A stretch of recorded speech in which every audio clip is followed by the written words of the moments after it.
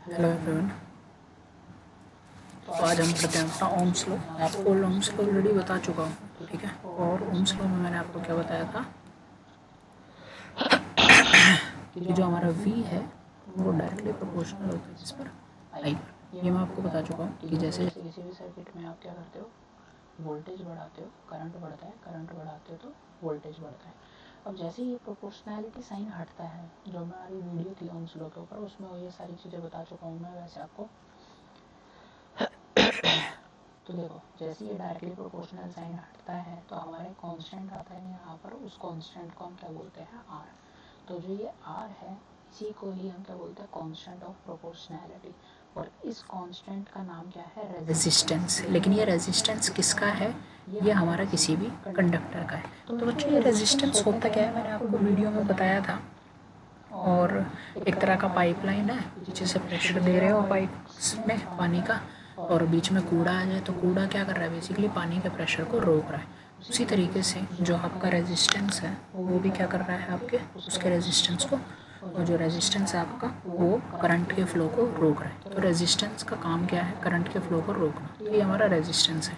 Resistance जिसके अंदर होता है वो होता है आपका रेजिस्टर। तो रेजिस्टर तो एक कंपोनेंट,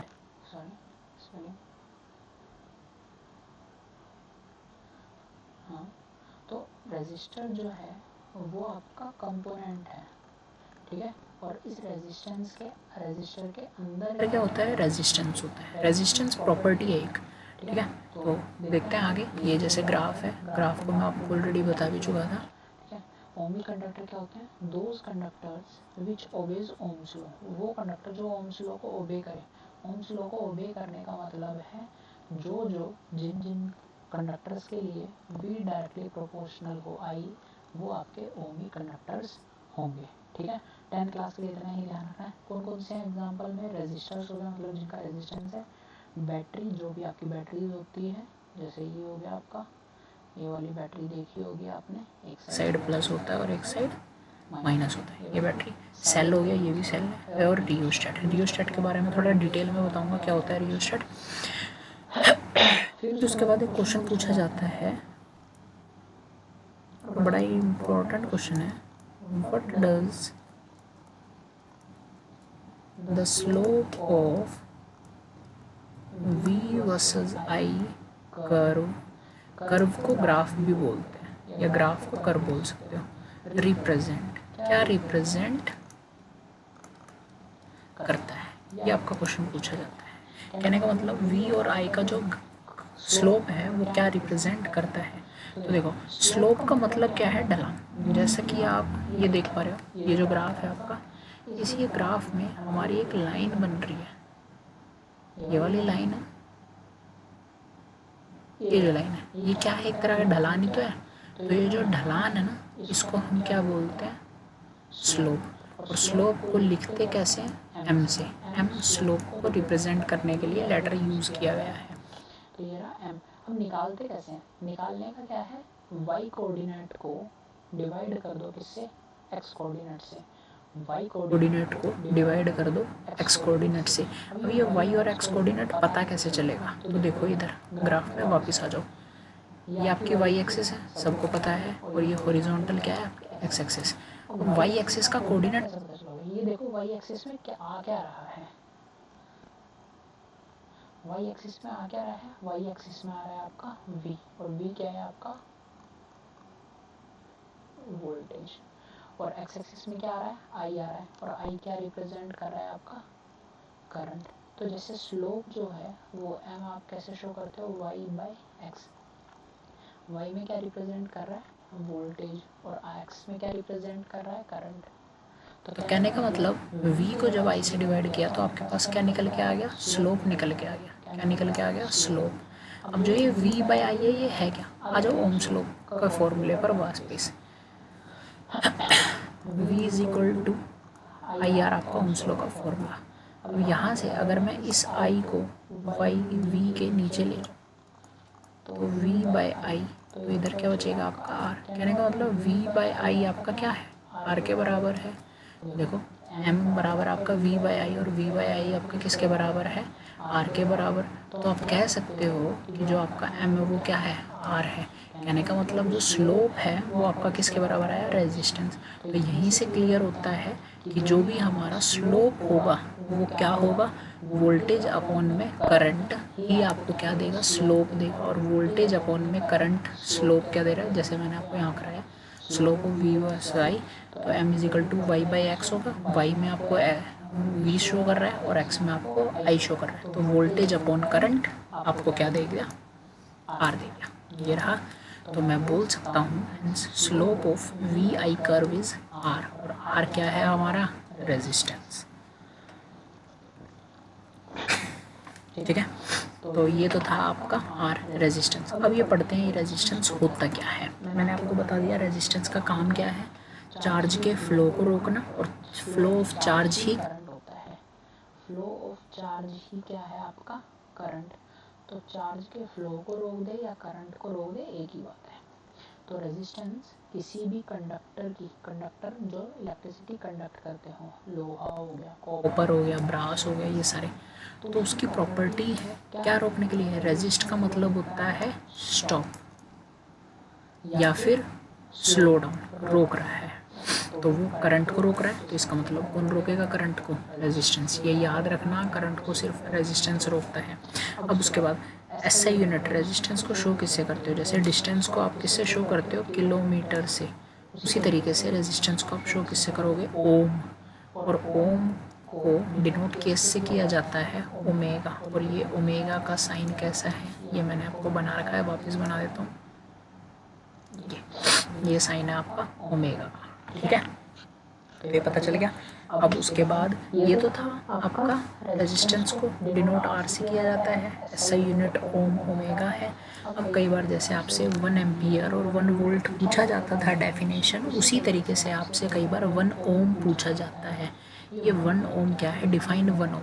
तो देखो रेजिस्टेंस का फॉर्मूला है V बाय आई, ठीक है। अगर मैं वोल्टेज को 1 कर दूँ, वोल्टेज की ऐसे यूनिट वोल्ट, अगर वोल्टेज आपकी 1 वोल्ट हो जाए और करंट आपका क्या हो जाए 1 एम्पियर, तो अगर ये 1 बाय 1 क्या आएगा, 1 आएगा। तो वोल्टेज आपको अगर एम्पियर से डिवाइड करोगे, कहने का मतलब वोल्टेज को करंट से डिवाइड किया तो क्या आ गया, रेजिस्टेंस आ गया, ठीक है।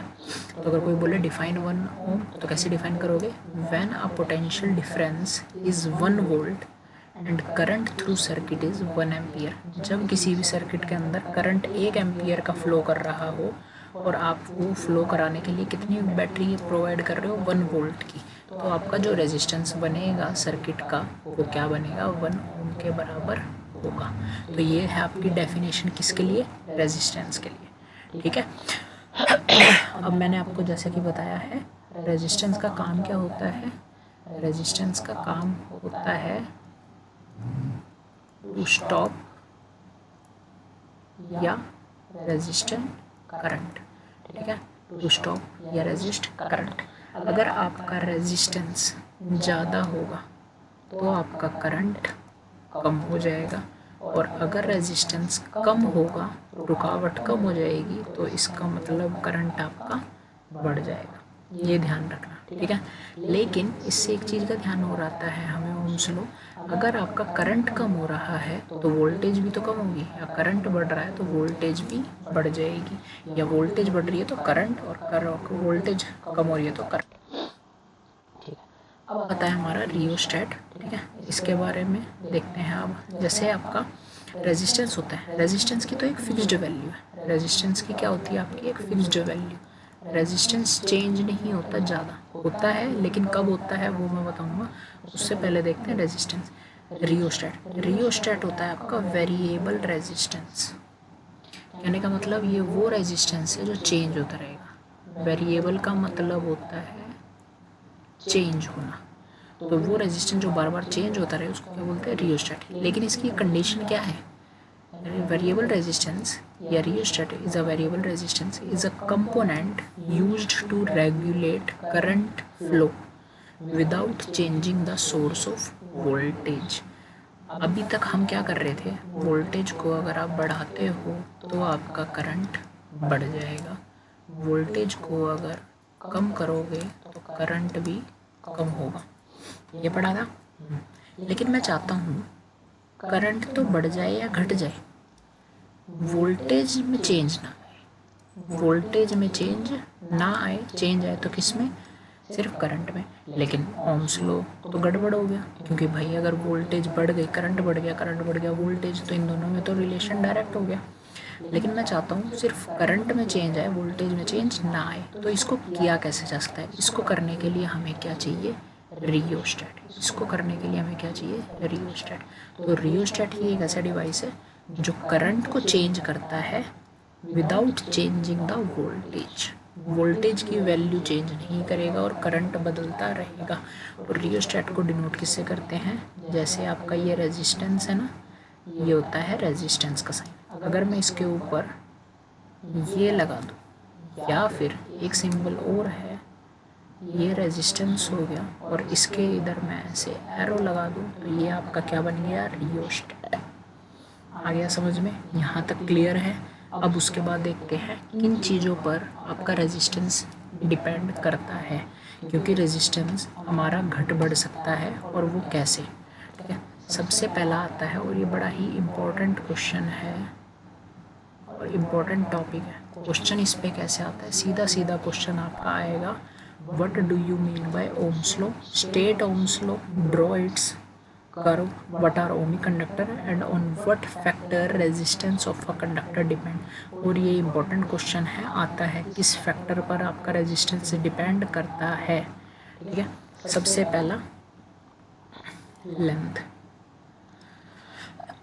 इसको समझने के लिए मैंने क्या करा, मेरे पास एक वायर है, और वायर आपकी सिलेंड्रिकल होती है ना, ये वायर है। इस वायर की मैंने लेंथ है कोई L, ठीक है ना। तो यहाँ से देखो क्या हो रहा है, लेंथ यहाँ R जो है डायरेक्टली डिपेंड कर रहा है L पर। R डायरेक्टली डिपेंड कर रहा है L पर, कहने का मतलब है कि अगर रेजिस्टेंस या लेंथ आपकी बढ़ रही है तो रेजिस्टेंस आपका बढ़ेगा। लेकिन अगर लेंथ, वायर की लेंथ या जो भी तार यूज़ कर रहे हो आप घर पे, अगर वो छोटी तार है, उसकी लेंथ कम है, तो उसका रेजिस्टेंस भी कम होगा। ठीक है, आ जाओ। Resistance depends directly on the length of conductor. Conductor या वायर है, उसकी लेंथ पर डायरेक्टली डिपेंड कर रहा है। कहने का मतलब as length increases resistance increases, and vice versa. Vice versa means जो लिखा है उसका बिल्कुल अपोजिट। जैसे यहाँ पर लिखा क्या है, लेंथ इंक्रीज हो रही है, लेंथ बढ़ रही है, तो आपका रेजिस्टेंस इंक्रीज हो रहा है, रेजिस्टेंस भी बढ़ रहा है। और वाइस वर्सा का मतलब कि एज लेंथ डिक्रीजेज तो रेजिस्टेंस भी आपका क्या हो जाएगा, डिक्रीजेज। ठीक है ना। तो लंबी तार का रेजिस्टेंस ज़्यादा होगा, और रेजिस्टेंस अगर ज़्यादा है तो करंट अपने आप कम हो जाएगा। रेजिस्टेंस अगर ज़्यादा है तो करंट अपने आप कम हो जाएगा। कहने का मतलब अब जैसे लेंथ है, बढ़ रही है, रेजिस्टेंस बढ़ रहा है, करंट कम। कहने का मतलब जो तार लंबी है उस तार के अंदर करंट कम फ्लो होगा, और जो तार छोटी है, छोटी तार का रेजिस्टेंस कम होगा, और अगर रेजिस्टेंस कम है, रुकावट कम है, तो जाहिर सी बात है करंट ज़्यादा फ्लो करेगा। तो छोटी तार में से करंट ज़्यादा फ्लो हो रहा है, बड़ी तार में से करंट कम फ्लो हो रहा है, इसीलिए हम अननेसेसरी वायरिंग नहीं करते। ठीक है ना, लिख भी रखा है मैंने। So longer wire will have more resistance as compare to shorter wire. तो जितनी तार छोटी होगी, जितनी वायर छोटी होगी, उतना ही उसके अंदर करंट ईजिली फ्लो कर सकता है। ठीक है ना। बहुत ज़्यादा बड़ी वायर कर दोगे, रेजिस्टेंस बढ़ेगा, करंट कम हो जाएगा, आपका जो बिजली का बिल है वो फालतू में बढ़ता रहेगा। ठीक है, ये ध्यान रखना, पहला पॉइंट। उसके बाद आता है area of conductor. Area of conductor से आप थिकनेस ऑफ वायर भी समझ सकते हो। एरिया ऑफ कंडक्टर मतलब थिकनेस ऑफ वायर भी समझ सकते हो। कैसे डिपेंड करता है, तो इधर देखो, ये रब कर देता हूँ ऊपर वाला।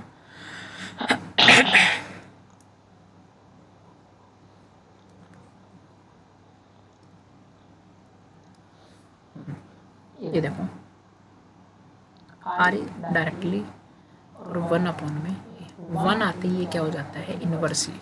तो resistance depend inversely on the area of conductor. कहने का मतलब अगर आपका एरिया बढ़ गया रेजिस्टेंस घट जाएगा, रेजिस्टेंस घट गया तो जाहिर सी बात है करंट बढ़ जाएगा। कहने का मतलब जिस वायर का एरिया ज़्यादा होगा, जिस कंडक्टर का एरिया ज़्यादा होगा उसके अंदर करंट ज़्यादा फ्लो करेगी, और जिस एरिया कम होगा वायर का, जिस वायर का एरिया कम हो उसका रेजिस्टेंस ज़्यादा होगा, और रेजिस्टेंस ज़्यादा तो करंट कम। तो एरिया कम तो करंट कम, एरिया ज़्यादा करंट ज़्यादा, तो जितनी मोटी वायर करंट उतना ज़्यादा फ्लो होगा। ठीक है, यहाँ लिखा है as area increases resistance decreases. Area अगर इंक्रीज कर रहा है, बढ़ रही है, मोटी वायर हो गई तो रेजिस्टेंस कम हो गया। तो so thick wire will have less resistance as thin wire. एक वायर आपकी ये है, एक वायर आपकी ये है। मैं पूछूं इसका रेजिस्टेंस ज़्यादा, एरिया ज़्यादा, एरिया कम, तो इसका मतलब इसका रेजिस्टेंस कम होगा और इसका रेजिस्टेंस ज़्यादा। ज़्यादा करंट किससे फ्लो होगा? मोर करंट, और इस वाली वायर से लेस करंट। इसलिए देखा होगा जितने भी हैवी अप्लायंसेज हैं सब में मोटी वायर कनेक्ट होती है। क्यों? क्योंकि जितने बड़े अप्लायंसेज उनको करंट ज़्यादा चाहिए, जितने बड़े अप्लायंसेज करंट ज़्यादा चाहिए उनको रनिंग करने के लिए, फ्रिज हो, कूलर हो, एसी हो, सबकी वायर मोटी होती है। लेकिन उसी की वजह अगर पंखा है या फिर आपका टेबल फैन है या टीवी है तो इन सब की जो वायर होती है वो पतली होती है। क्यों? क्योंकि इनको रन करने के लिए करंट कम चाहिए। Whereas fridge, cooler, AC या इलेक्ट्रिक आयरन जिससे हम कपड़े प्रेस करते हैं उसमें मोटी वायर, थिक वायर लगी होती है, और उस वायर का लगने का काम यही है। ठीक है, क्योंकि जितनी मोटी वायर करंट उतना ज़्यादा फ्लो करेगा, क्योंकि उन डिवाइस को करंट ज़्यादा चाहिए। थर्ड और लास्ट पॉइंट है हमारा टेम्परेचर, कि टेम्परेचर जो है उसको वो रेजिस्टेंस पे कैसे डिपेंड कर सकता है। देखो, रेजिस्टेंस डायरेक्टली डिपेंड करता है हमारा टेम्परेचर पर। जितना टेम्परेचर बढ़ेगा उतना ज़्यादा रेजिस्टेंस बढ़ेगा। तो as temperature increases resistance increases. Temperature ज़्यादा कब होता है? गर्मियों में। तो गर्मियों में टेम्परेचर ज़्यादा है तो रेजिस्टेंस ज़्यादा होगा, और अगर रेजिस्टेंस ज़्यादा है तो करंट फ्लो नहीं हो पा रहा सर्किट से, और अगर किसी भी सर्किट से करंट फ्लो नहीं हो पाएगा ढंग से तो वो क्या करेगा? उस सर्किट को गर्म कर देगा। अगर किसी भी सर्किट से करंट प्रॉपर फ्लो नहीं हो पा रहा तो वो सर्किट को क्या करेगा? गर्म करेगा, और गर्म करने से होगा क्या? कुछ नहीं, आपका बिजली का बिल ज़्यादा बढ़ता रहेगा, और साथ के साथ जो भी आपका अप्लायंसेज है वो ज़्यादा ही गर्म होकर, हीट होकर ख़राब हो सकता है, फट सकता है। ठीक है ना। और गर्मियों में मेन लाइट जाने का कारण यही होता है कि उसको हम बोलते हैं ना आज उधर ट्रांसफार्मर में आग लग गई, यही कारण है। ठीक है। So during summer wire will have more resistance than during winter.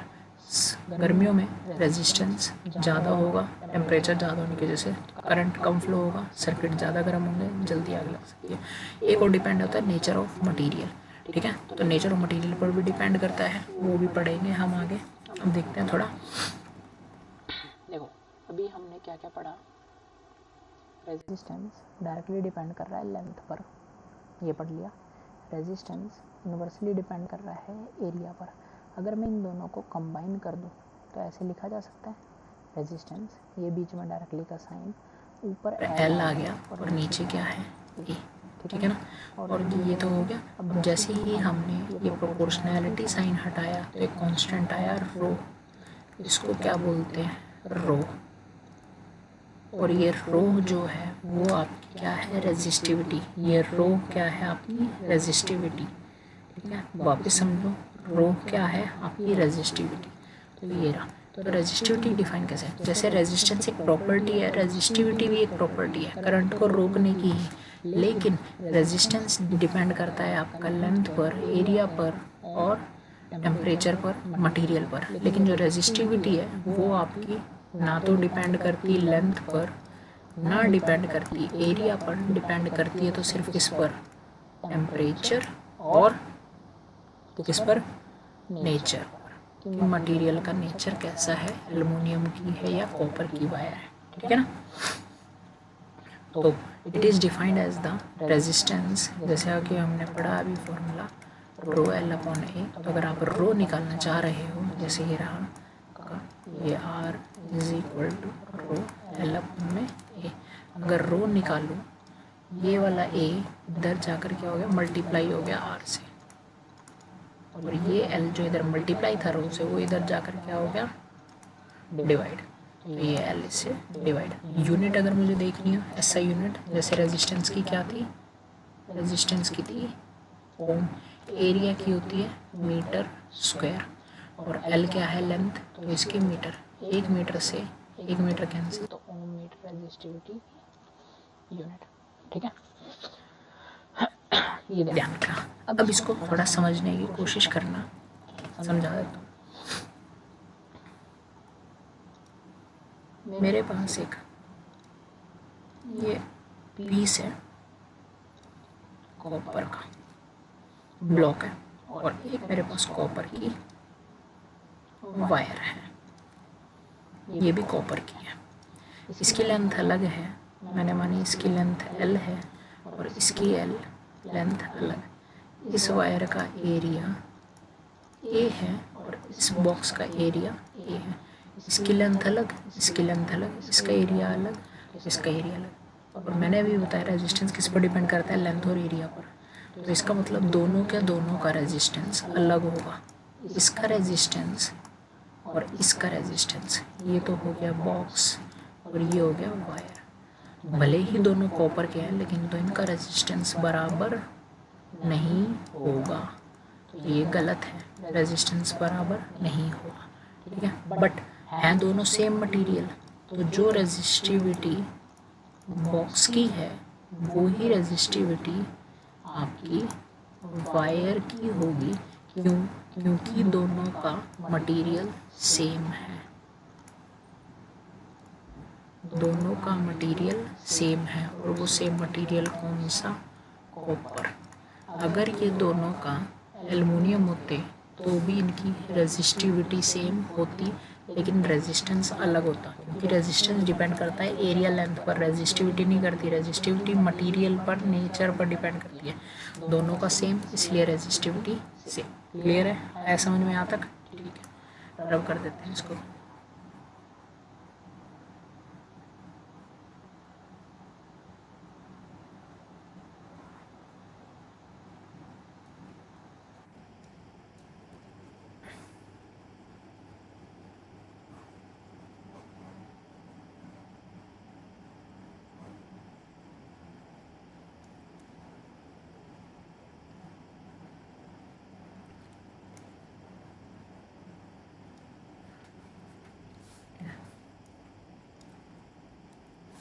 तो ये क्या हो गया, ओम मीटर यूनिट, ऐसे यूनिट हो गई। Resistivity denoted by rho R H O. Resistivity does not changes with change in length, अभी भी बताया, ना ही area, but it changes with temperature. और कैसे, टेम्परेचर बढ़ेगा तो रेजिस्टिविटी बढ़ेगी, ठीक है। फॉर मेटल और अलॉयज, अलाउनी अलॉयज, रेजिस्टिविटी फ्रेंच नहीं है, रेजिस्टिविटी की रेंज, रेंज मतलब कहाँ से कहाँ तक है, 10⁻⁸ से लेके 10⁻�6 ओम मीटर। इंसुलेटर जिससे करंट फ्लो नहीं होता, बहुत ज़्यादा होती है रेजिस्टिविटी, मतलब करंट बहुत फ्लो ही नहीं हो पाता, रेजिस्टिविटी इतनी ज़्यादा। रेजिस्टिविटी का भी सेम काम है, करंट को रोकने का, ठीक है। और यहाँ है resistivity of alloy is generally higher than that of its constituent metal. जैसे एक आयरन है, आयरन की जो रेजिस्टिविटी होगी, और फिर मैंने आयरन का अलॉय बना दिया। अलॉय क्या होते हैं, 2-3 मेटल को मिक्स कर दूंगा आपस में तो एक नया मेटल बनेगा। तो आयरन ज़्यादा अमाउंट में मिक्स किया तो वो आयरन अलॉय है, तो रेजिस्टिविटी अलॉय की ज़्यादा है और आयरन की कम, क्योंकि ये लिखा है resistivity of alloy is greater than the या higher than the resistivity of constituent metal. Question पूछा जाता है, why the wires of electric appliances is made up of alloys, ठीक है, यही कारण है कि उसकी रेजिस्टिविटी ज़्यादा है।